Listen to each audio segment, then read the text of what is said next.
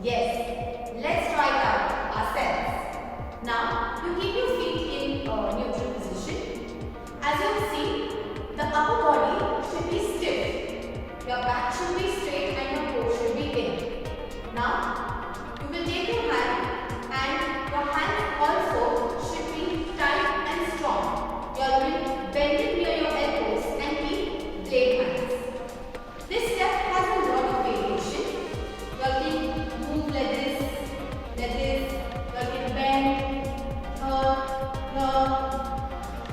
Yes, that's how. Now, while doing this step, always remember that you don't bend your knees, your arms are strong, blade hands, elbows are bent, and your back is straight and your body is stiff. Let's try this with some music.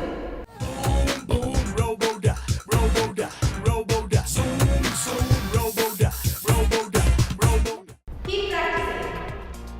Thanks for watching. If you've liked our video, Do like, share, subscribe and click the bell icon. stay tuned.